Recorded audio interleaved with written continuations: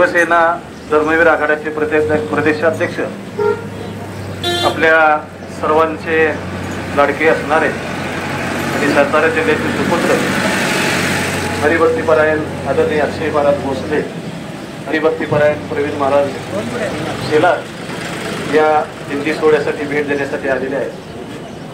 हरिभक्तपरायण अक्षय महाराजांना मी निश्चित सांगेन, हा जो सातारकर बोधे महाराजांचा दिंडी सोहळा आहे, या दिंडी सोहळ्याला 161 वर्ष पूर्ण झालेली आहे. सातारा जिल्ह्यातील फार जुनी दिंडी, जे सद्गुरू बाबा दादा महाराज सातारकर या दिंडी सोहळ्यातून पहिल्यांदा पंढरपूरला गेले, असा या दिंडी सोहळ्याचा पाठीमागचा इतिहास आहे. आणि महाराज, तुम्हाला सांगायला मला आनंद वाटेल, या दिंडी सोहळ्याचे जे मालक आहेत आदरणीय हरिभक्तीपरायण आमचे गणेश महाराज बोधे, इंजिनिअरिंग कॉलेजला प्राध्यापक आहेत. आणि त्यांचे दुसरे बंधू ते मिलिटरीमध्ये ब्रिगेडियर या पदावरती आहे आणि त्यांनी डॉक्टरेट केलेले. सैनिकांची जी मानसिकता आहे त्या मानसिकतेवरती आमच्या मोदी साहेबांनी डॉक्टरेट केलेली आहे. मी उच्च विभूषित असून सुद्धा माझ्या वडिलांची मिरासी का देवा तुझी चरण सेवा पांडुरंगा या न्यायानं ही मंडळी अत्यंत चांगल्या पद्धतीनं पांडुरंगाची पायवारी करतात. तुम्हाला विनंती करेन, सर्व माझ्या भाविक भक्तांना सांगेन, आज आपल्याला महाराष्ट्र शासनाच्या वतीनं एक वारकरी महामंडळ स्थापन झालेलं आहे आणि वारकरी महामंडळाच्या माध्यमातून हा जो सगळा वारकरी संप्रदायाचा एक भाग शासनाच्या मार्फत चालवला जातो, त्याचे प्रमुख आमचे हरिभक्तीपरायण आदरणीय अक्षय महाराज आहे. आणि प्रत्येक दिंडीला, ज्या दिंडीच्या मागे जी परंपरा आहे त्या दिंडीला 20,000 रुपये जे एक दक्षिणा म्हणून दिली जाते. आणि प्रत्येक गावामध्ये ज्या ज्या ठिकाणी वारकरी भजन आहे त्या वारकरी भजनाला टाळ असेल, मृदंग असेल, विना असेल, वारकरी संप्रदायाची सेवा करण्यासाठी आमच्या अक्षय महाराजांनी फार मोठं काम केलेलं आहे. या बोधे महाराज दिंडी सोहळ्याच्या वतीनं हरिभक्तीपरायण अक्षय महाराज भोसले, प्रवीण महाराज शेलार यांचं स्वागत करतो. आणि महाराजांना विनंती करेन, इतर दिंडी सोहळ्यांना जसं आपण शासनाच्या मार्फत मदत केलेली आहे, आमचा दिंडी सोहळा 61 वर्षाचा आहे. या दिंडी सोहळ्याचाही आपण या विचार करावा. आणि आमचे जे सर्व भाविक भक्त आहेत या भक्तांना आपण निश्चितच शासनाच्या मार्फत ज्या पद्धतीने आपल्याला करता येईल अशी मदत करावी. दिंडी सोहळ्याच्या वतीनं आमच्या दिंडी सोहळ्याचे मालक ब्रिगेडियर सुनील मोदी साहेब, मोदी साहेबांच्या वतीनं कुंडली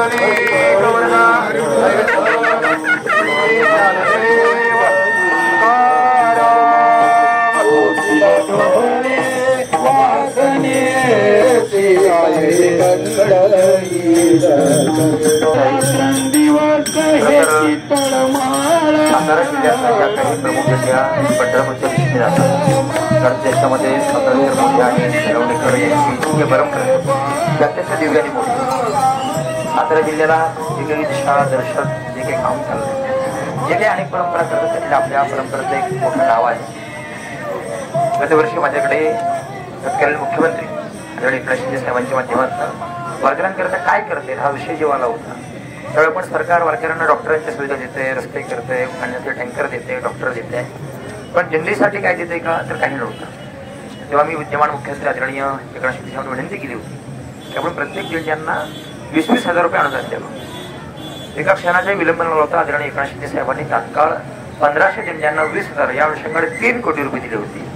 ठीक आहे, आता तेव्हा काही कालमर्यादा होती की ज्या काही महाराष्ट्रात 10 पालख्या आहेत, निवृत्ती ज्ञानदेव सोपान मुक्ताबाई, एकनाथ नामदेव तुकाराम नामदेव महाराज आणि अन्य ज्या काही होत्या त्या 10 दिंड्यांचा या सहभाग झाला. मात्र अन्य ज्या काही दिंड्या पश्चिम महाराष्ट्रातल्या आहेत, उत्तर महाराष्ट्रातल्या आहेत, अद्याप त्यांचा या सहभाग झालेला नाही. पण मागच्या वर्षी मी पाठपुरावा करतोय, मला खात्री आहे की किमान पुढच्या वर्षीपर्यंत का होईना दिंडीमध्ये कुठला भेदभाव नसते. ही परंपरेची, ही मानाची, जो वारकरी घरातून निघून पंढरपूरच्या दिशेने भजन करत जातो, ती प्रत्येक दिंडी मानाची दिंडी आहे. दिंडीमध्ये कुठली दिंडी मोठी, कुठली दिंडी छोटी असा काही भेदभाव करता येतो, कारण की आमच्याकरता प्रत्येक वारकरी हा पांडुरंगासारखा आहे. त्यामुळे पश्चिम महाराष्ट्रातनं जवळपास शेकडो दिंड्या पंढरपूरला जातात आणि आता तर मला वाटतं की जवळपास 1400 दिंड्यांना आपण पैसे दिले आणि ती 3 कोटी रक्कम आहे. अजून त्यात जर 1000 दिंड्या वाढल्या तर शासनाला काही देशातले पैसे द्यायचे नाही. आपण जो कर देतो त्यातनंच ते पैसे लोकांना देतात. त्यामुळे वारकऱ्यांच्या या सेवेकरता जर काही निधी देता येऊ शकला मला आनंद वाटेल. मी खात्रीपूर्वक आगामी वर्षापर्यंत सातारा जिल्ह्यासहित महाराष्ट्रातनं ज्या काही 10 जिल्ह्या सोडून मुख्य आहेत त्या सगळ्या जिल्ह्यांना 20,000 रुपये कसे मिळतील याकरता प्रामाणिक प्रयत्न करणार आहे. एक योजना सोडता इतर ज्या काही योजना आहेत त्या एक मुख्य योजना आहे. घरातनं पंढरपूरला जाताना जो कोणी वारकरी घर सोडून बाहेर निघतो पण दुर्दैवानं कधी अटॅकनं कधी अपघातानं एखादा वारकरी मृत्युमुखी पडला तर त्या वारकऱ्याच्या घरातल्यांना प्रत्येकी मागच्या वर्षीपर्यंत आपण 5 लाख रुपये देत होतो. कालच नवीन जी आर आलाय. यावर्षी वाजता आपण 4 लाख रुपये देतो. कुठल्या दिंडीत चालतो कुठल्या गावचा आहे काहीही बंधन नाही. तो फक्त घर सोडून जर पंढरपूरच्या दिशेने जात असेल तर शिंदे साहेबांनी सांगितलंय की तो वारकरी माझ्या घरातला सदस्य आणि तो जर पांडुरंगाच्या भजनात मृत्युमुखी पडला तर त्याच्या घरातल्यांची काळजी घेणं माझं कर्तव्य आहे. त्यामुळे मृत्युमुखी पडलेल्या प्रत्येक वारकऱ्यांना प्रत्येकी 4-4 लाख रुपये आपण देतोय. एवढ्या काही दिंड्यांचे ट्रक आहेत गाड्या आहेत प्रत्येकाला आपण टोल फ्री सुविधा दिलेली आहे.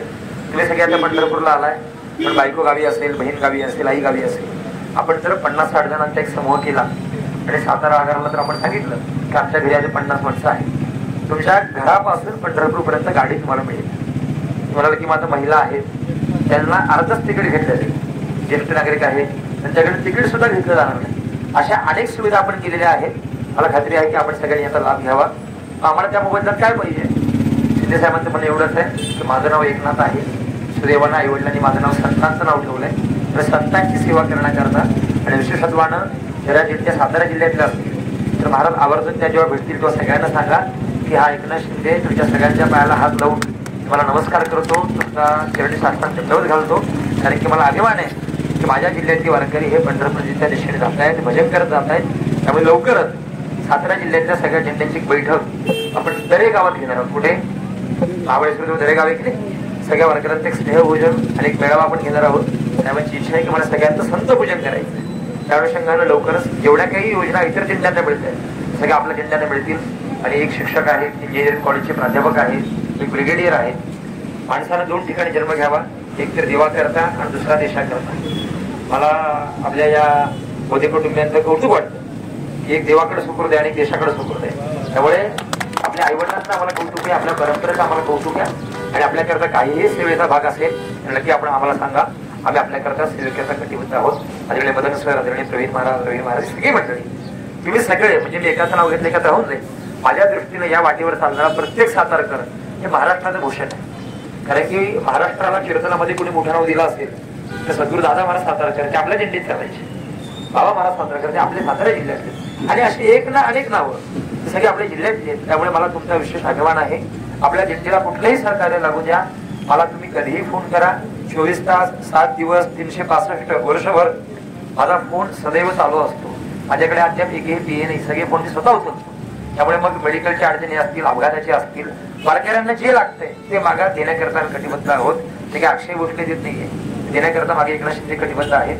ते त्यांनी मला सांगितलं आणि त्यांच्यापर्यंत पोहोचवा. आवर्जून आपण सांगा सेवेसाठी तत्पर आहोत. इतकं सांगतो आणि थांबतो. रामकृष्ण हरी. धन्यवाद. आपण इतकं ऐकलं महाराजांच्याकडून. एक 2च शब्द फक्त. मी मागं पण कलेक्टर साहेबांना वगैरे विनंती केली होती की आम्हाला वारकऱ्यांना व्यक्तीच्या पैसे वगैरे नाही मिळाले किंवा दिंडीला नाही मिळाले तरी चालते. आमचा सगळ्यात मोठा प्रॉब्लेम जो आहे तो स्वच्छता. आपल्या ह्या मार्गाला स्वच्छता नाही. तिकडे पूर्ण यंत्रणा आहे. तिकडे पण मी कलेक्टर साहेबांशी वगैरे बोललो होतो. भोसले साहेब आहे तिकडे त्यांच्याशी पण बोललो होतो. इकडे आपल्या इकडे काहीच सोय नाही. आता जेवढे पेट्रोल पंप आहेत जेवढे बस स्टँड आहेत त्या सगळ्याची बाथरूम्स इतकी घाण आहेत की म्हणजे जायला लाज वाटते. हे तर सरकारच्या हातात आहे. जस्ट 1 लिटर दिलं तरी सगळे स्वच्छ होईल. आणि दुसरी गोष्ट मोबाईल लॅटरीज आपण पुढे मोबाईल लॅटरीजची सोय करतो वाकरीमध्ये ती अतिशय उत्तम आहे. तशी सोय या रस्त्याला एक जर का टीम बनवली कारण सगळ्या दिंड्यांचे हॉल्ट एकेका गावांमध्येच आहे तर तिथं जर का आपण मोबाईल लॅटरीज एक टीम बनवून जर का ते पुढे आणत आणलं तर आम्हाला फार सोयीस्कर होईल. कारण बाकी गावकऱ्यांचं वगैरे एकच म्हणणं आहे की बाबा दिंडी आमच्या जवळ येऊ दे नामस्मरण आम्ही करतो पण घाण आमच्या इथं नको. आणि आम्हाला वारकऱ्यांना पण या एकाच गोष्टीची खंत वाटते की बाबा आपण काय करायचं याच्यासाठी सगळे म्हणजे आम्हाला खरोखर तुमची मदत पाहिजे.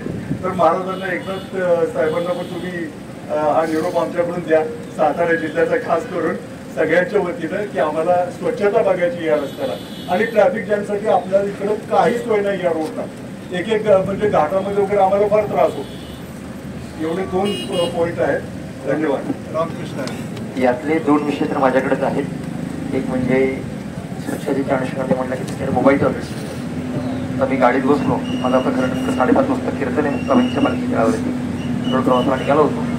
तात्काळच मी आता जिल्हाधिकाऱ्यांशी बोलतो. यावर्षी मला माहीत नाही किती सोय होईल. पुढच्या वर्षी मात्र सातारा जिल्ह्यापासून अगदी पंढरपूरपर्यंत प्रत्येक 500 मीटरवरती किंवा 1 किलोमीटरवरती मोबाईल टॉयलेट्स असतील आणि ती संख्या 400-500ची असेल. एक राहिला विषय ट्रॅफिक जामचा किंवा ही स्थिती यातना बघतोय मी. तात्काळ मी आता दोन्ही जिल्ह्यांचे एसपीशी बोलतो. नंतर सोलापूर जिल्हा सुरू झाला. अतुल कुलकर्णी इथले IPS IPSC त्यांना आता तात्काळ निरोप देतो. मला खात्री आहे ते ट्रॅफिक आणि दोन्ही विषय निघतील. खरं तर मी प्रस्ताव मांडणार होतो तुम्हाला, म्हणून मग सगळ्यांना म्हटलं की आपल्याला शिंदे साहेबांना भेटायचं आहे. त्याप्रमाणे माऊलींकडे सगळ्या झेंडा एका रांगेत चालतात, एका मागे काय चालतात. ठीक आहे, सगळ्या झेंडा वेगळ्या गावात असतील. कुठली साताराची आहे, कुठली कोरेगावची, कुठली आहे. या सगळ्या झेंडा एकत्रित करून माऊलींसारखा संयुक्तिक सोहळा आपल्याला करता येईल का. वेगवेगळ्या परंपरा मला माहिती सगळ्याचे मुक्काम वेगवेगळे असतील. म्हणजे शासनाकडे प्रस्ताव मांडणार आहे. या ज्या काही 100-150 पालख्या आहेत वेगवेगळ्या भागातल्या, त्या सगळ्या एकत्र कशा चालतील आणि सगळ्यांच्या पादुका संध्याकाळच्या वेळी एकाच पालखी तळावरती कशा असतील, तिथे सोयीसुविधा कशा देता येतील याकरता माझा प्रयत्न सुरू आहे. खात्रीपूर्वक पुढच्या वर्षी तुम्हाला या दोन्हीही अडचणी भासणार नाही याची ग्वाही तुम्हाला मी आता शिंदे साहेबांच्या देतो.